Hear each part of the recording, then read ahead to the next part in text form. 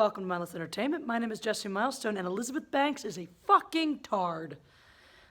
In case you didn't know, her new Charlie's Angels movie flopped. Flopped big time. Pulled like 7 million weekend box office opening. Not good. Not a good opening, not a good performance. And what did she have to say about it?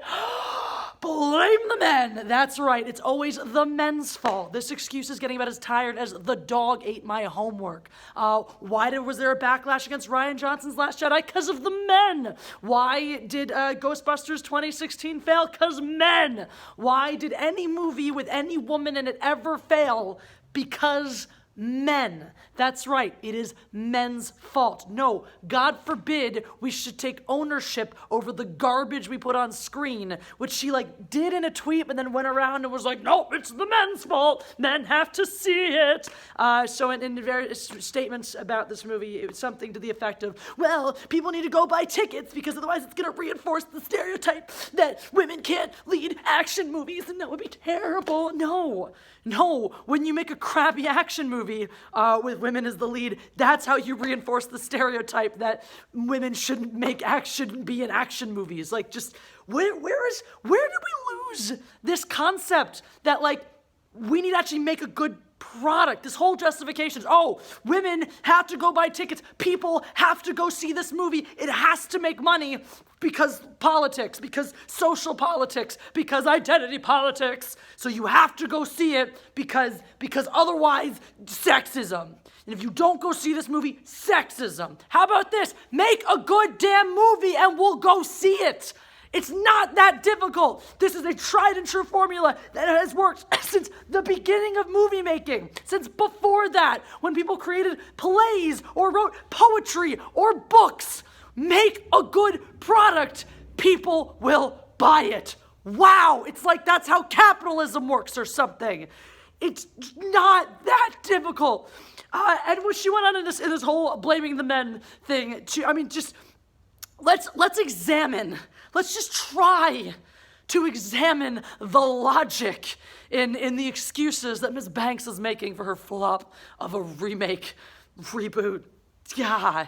Okay, so reasons that this movie might not have done well. 1, men, clearly the answer. 2, it's another reboot, and we're getting a little sick of those. 3, it's coming out in a time of the year. It's like that, this whole pre-Thanksgiving, Thanksgiving week releases tend to do all right, but it's sort of a little bit pre that, not even the weekend before when people are actually traveling home and might actually be home, this weekend to see shit.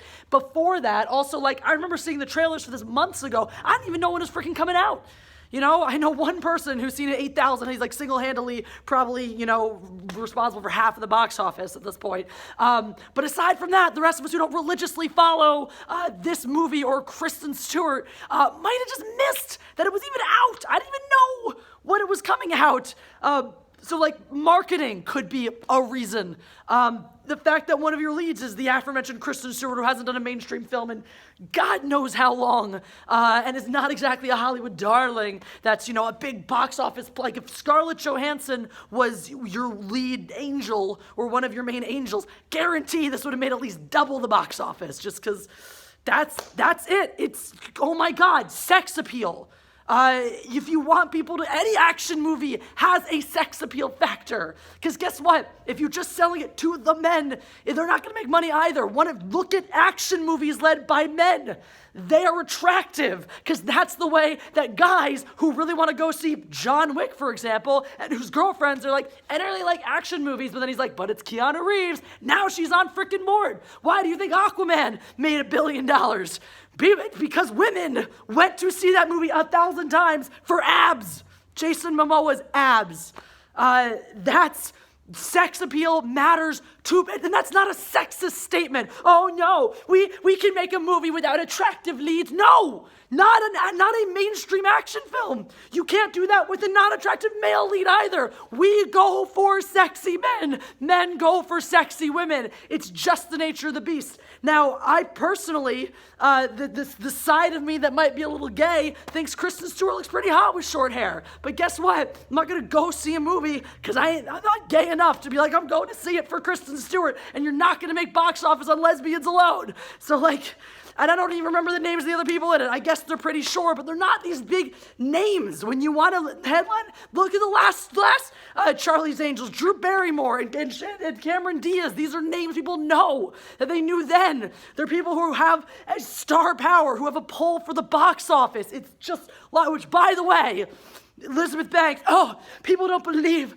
that women can lead action movies and that they can make money. See the last Charlie's Angels movie in 2000 that made $40 million in its opening weekend at the box office. The sequel to that movie, which I don't think I saw and it probably sucked, pulled in $37 million in its opening weekend at the box office. So shut your whore mouth, Elizabeth Banks. You don't know what you're talking about. And then is my favorite part, makes a statement about how like, Wonder Woman made a bunch of money, Captain Marvel made a bunch of money because that's a male genre. So like, men are gonna go see comic book movies anyway because they have an attachment to the comic book genre and they want to see that. But you literally just said that action movies is a male genre as well. So aren't men going to want to go see that because action? Because they want to see guns and explosions? Guess what? Men didn't go see Captain Marvel because guns and explosions. Yes, people probably went to see it because they thought it would be relevant for Endgame. That's probably a draw. Wonder Woman, though, like, nobody gave a crap about DC and the Justice League are trying to be like, people feel like they need to see it because it's setting up for the Justice League and other things. Guess who gave a crap about the Justice League? Nobody. Talk about a flop. Like, Batman versus Superman didn't impress anybody. I mean, maybe a couple people here and there, but it wasn't like, it was not a box office smash either. That is largely regarded as a failure of a film. So I don't think people were flocking to see Wonder Woman because like, oh my God, I might miss the next exciting installment of the DC universe. No, people went to see Wonder Woman because, it was a good movie.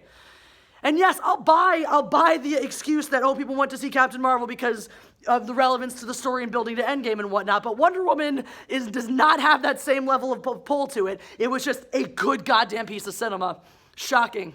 Amazing how that works. Make a good movie. People go see it. But no, it's the men's fault. If the movie didn't do good, it's the men's. Take some fucking ownership. And then she has her little tweet about like, if your movie's gonna flop, make sure your name is on it at least 4 times. Like, maybe that's another reason why your movie wasn't good. Because she's so proud. I wrote, I produced it, I directed it, and I starred in it. Guess what?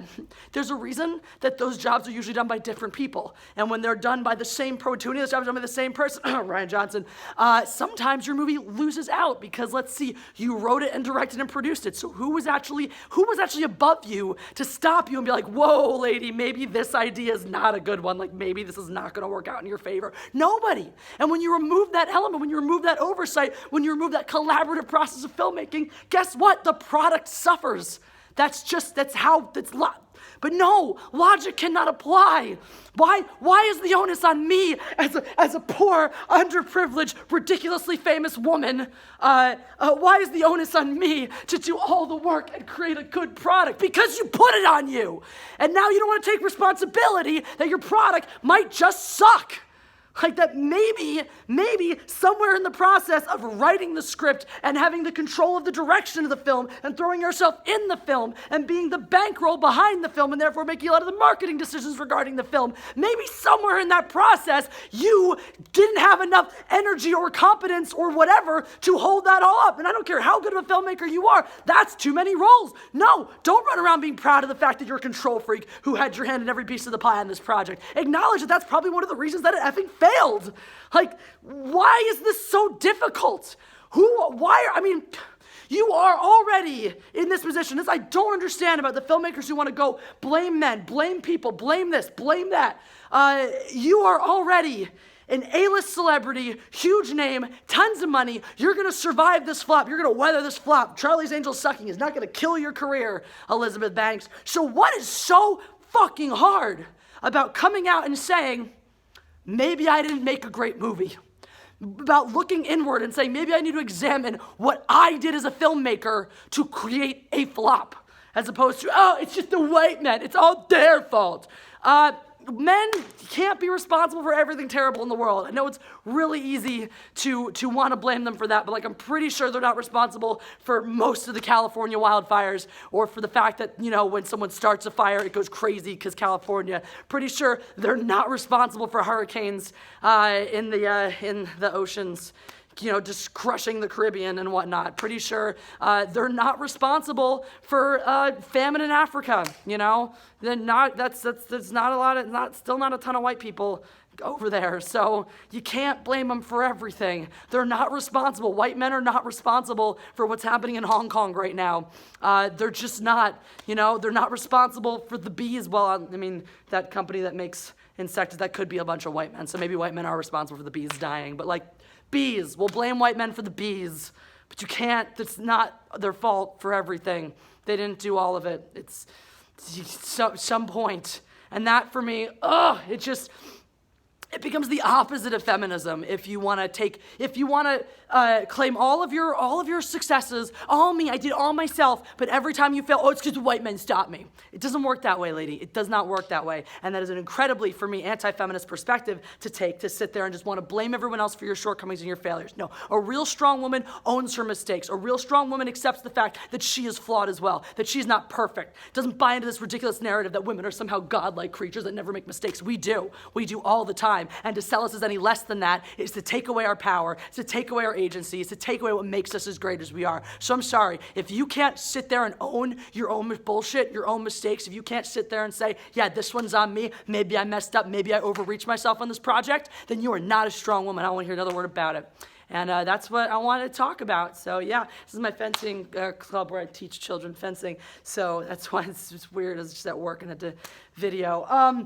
Make sure if you enjoy this, you press the like button. Also, in case you haven't heard, starting December, I am going to be moving a lot of my content over to Patreon. There'll still be stuff hosted on YouTube, some videos weekly. I'll be doing some different things, some fun things on my channel as well. But the brunt of the ranting is going to be moving over to Patreon for just $2 a month. You'll have access to all of that.